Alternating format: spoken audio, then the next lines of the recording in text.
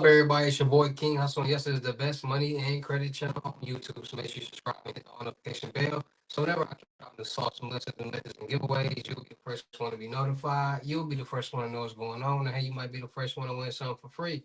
So make sure you subscribe and hit the notification bell on all the YouTube channels. Also, make sure you follow me on my Twitch, King Hustle Live. I do all my freebies and giveaways from those YouTube channels and the Twitch. So make sure you subscribe and hit the notification bell so you won't miss out on nothing. Also, make sure you follow me on all my social media platforms. All you gotta do is click the title on every video. Once you click the title on every video, at the bottom in the description,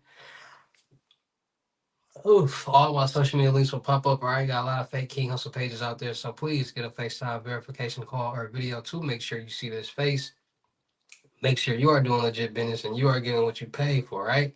And before we get anything started, this is all educational purposes only, not telling anybody to do anything. So let's get this thing started. Hey, let's get this thing started. Hey, what to do, my real King Hustle fans, supporters, subscribers out there, my real Hustle Nation Empire family members, and we are back at it again with the gems, back at it again with the sauce, back at it again with the information that's gonna turn you into a boss.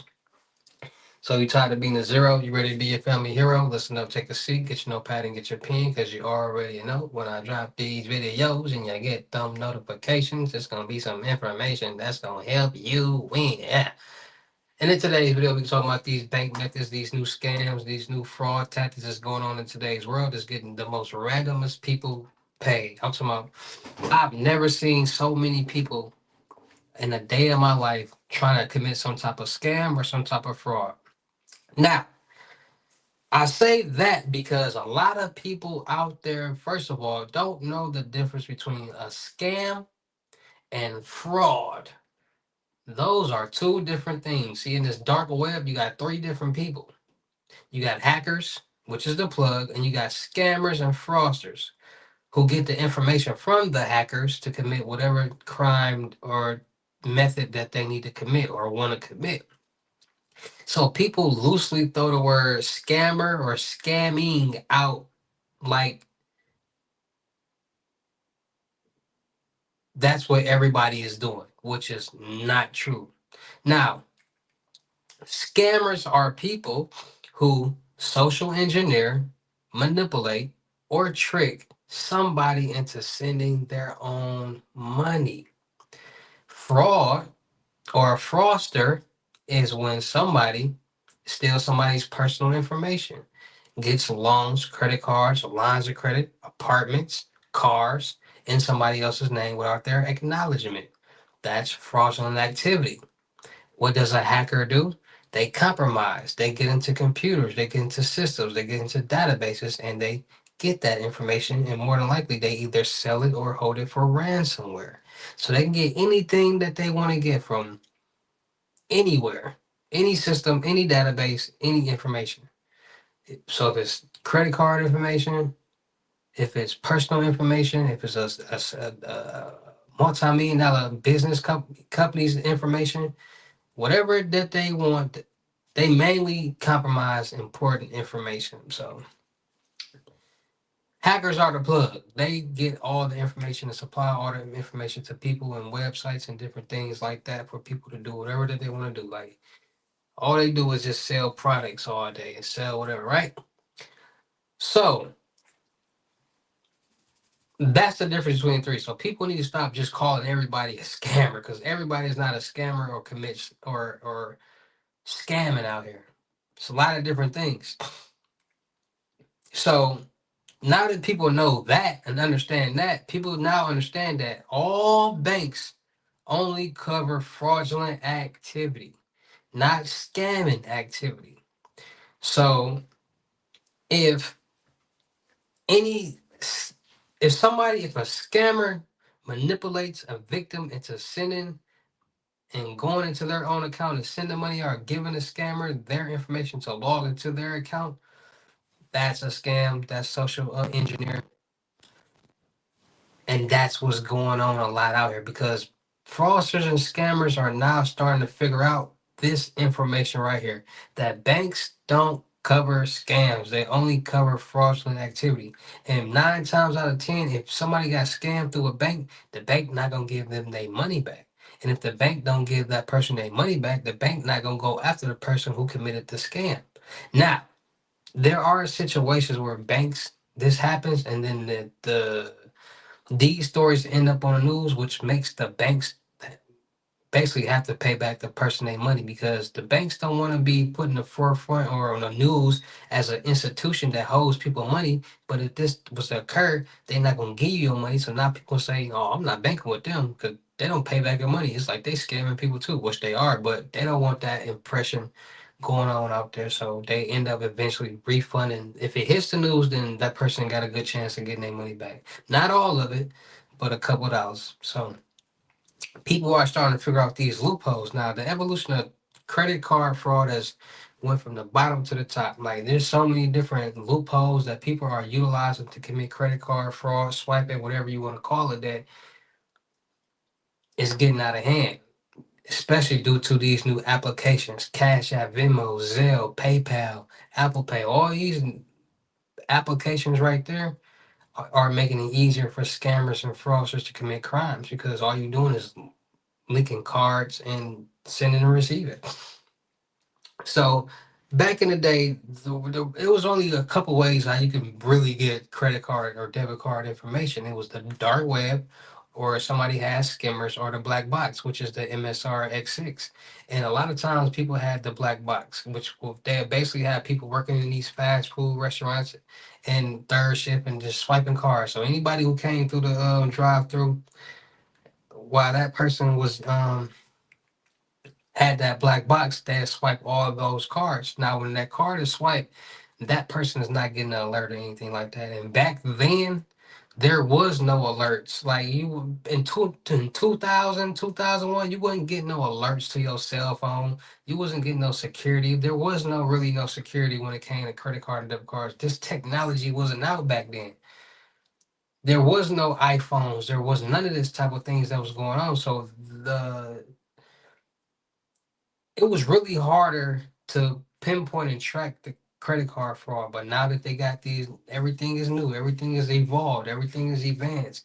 Now we got cell phones. Now we can check our emails on our cell phones. Now we got two-way factoring. Now we got all these different security because of this right here. Because people have been doing this for years, and now with new technology and databases and servers and things like that, people are able to have more security when it comes to their personal information and bank accounts. But back then, there was no iPhones, there was no two-way factoring, there was no one-time password, there was no mobile banking. This is what y'all not realizing. There was no mobile banking back then. Like, you couldn't check your account balance on a app. Like, applications are fairly new. Like, apps that really came out in the 2000s. Like,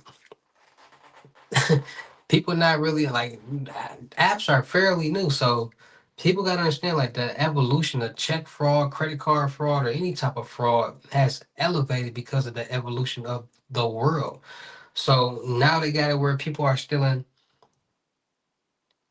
or getting their hands or compromising people's virtual cards with the IBAN numbers. If you get a hold of somebody's IBAN number and you reap that number, you can link that card onto an Android phone and utilize that card. You got people on the dark web. Okay, so people using the black boxes back then, dark web, maybe some skimmers. Now it's to the point where you got so many people working in different businesses, handling so many people's personal information, working at banks. It's easier now than it is then to get that type of information, because so many people are working in these different places, and there's so much going on the dark web, and so much going on the clear net, that people are getting their hands on this information. So a lot of times people, is different methods when it comes to credit card fraud. Like, you got people who might buy gift cards and load up gift cards to launder the money off of the stolen cards. You got people who might actually go into stores and order food utilizing these cards. Like, people do different things when they do dumb stuff. And a lot of times they do dumb stuff that's connected back to them, that leaves a paper trail that makes it easier for the federale to come get them. So credit card fraud is definitely elevated from black boxes to flipper zeros, you got cold dots, you got little bitty devices that can steal frequencies and databases, not even being close to somebody. Like there's so much going on. And this is the thing now. People are starting to swipe business credit cards, business debit cards, because like I said, the average scammer or fraudster is becoming a little bit more smarter when it comes to pinpointing and picking out ways to do their methods or their crimes. Most people in the world don't got no money. Most businesses in the world do have money. So you can get access to business accounts. That's going to be better for the scammer or the fraudster because it's going to be a better chance that this account actually has money in it and they're making it accessible where you can just get business accounts on the dark web. So the evolution of check fraud, credit card fraud has definitely went from to all the way up here. More random people, regular people are starting to get into this world because of how easy it is and how rhetorical it is. A lot of people are making revenue. A lot of people are getting caught and going to jail. So it's just all about being more safe, being more cautious, and being more aware of what's going on out there because nobody wants to be a victim of credit card fraud, identity theft, or check fraud, or any of these things. So like I tell you guys all the time, make sure you guys are getting your Norton LifeLock to monitor all your personal and financial accounts to make sure no suspicious activity is going on. End up monitor the dark web to make sure none of your personal information is on there being sold. So make sure you guys are taking care of that. All right. Make sure you guys are getting freezing your credit profiles, TransUnion, Equifax, and Experience, so nobody can get anything in your name, not even you, as long as it's frozen. No cars, no apartments, no loans, credit cards, or line of credit. So make sure y'all freezing those. Make sure y'all get new debit and credit card numbers every so often. There's always a database compromise, leaker hacking. We use our cards so many different places, so it's making us more vulnerable with that card and that information. So once we get a new card, new information, that old information is no longer valid, and we got a fresh start. So all those data, all the places where the card was used, it doesn't even matter anymore because you got a new card. So make sure you guys are staying more safe, staying more cautious, and being more aware of what's going on in this real crazy world that we're living in because these things are real and nobody wants to become a victim. So if we know about it, it'll keep us aware. All right. So with that being said, man, be more safe, be more cautious, and be more aware of the crazy things that's going on in this real world that we all living in. All right. So shout out to all my real King Hustle fans, supporters, subscribers out there because without y'all, there'd be no me. Y'all motivate me keep going. Y'all motivate me keep dropping the sauce. And y'all motivate me keep y'all entertained. So shout out to all of y'all. Anybody out there that's tired of being broke because it ain't no joke, let's get to work. FaceTime one-on-one limited gyms are $1,000. But for limited time only, I'm doing it for 600. Yes, 600. Cash App or Bitcoin payment. Once the 600 is on your Cash App or Bitcoin balance, send me a screenshot. Let me know your payment ready. And we will go from there. All right. No screenshots, no replies, no 21 questions. And please do not yell me. Make sure y'all book y'all see on the webinars Monday, Wednesdays, and Fridays. 250 each session. Uh Make sure y'all book y'all see on the crypto tour in person limited jams 3,500. Make sure y'all booking y'all see on the month long mentorship $1,000. Make sure y'all checking out my vendor platforms on Telegram and the Potato App Millionaire Network and World. Still look for people for the production company. Make sure y'all subscribe and hit the notification bell on my YouTube channels, my Twitch, my IGs, my TikToks, my Snapchat. Make sure y'all checking out the crypto world because it's changing people's lives. And make sure y'all getting in y'all fit in with these load ups. All right, 120 and up, Cash App, Bitcoin payment. Any lows 250 and up, you sit back, relax, and do nothing. Receive your funds. Send me the screenshots when y'all payment ready. We will go from there. All right. And with that being said, it's your boy King Hustle. Y'all know how I get down in these videos. I'll see you at the next lesson video or live. Peace.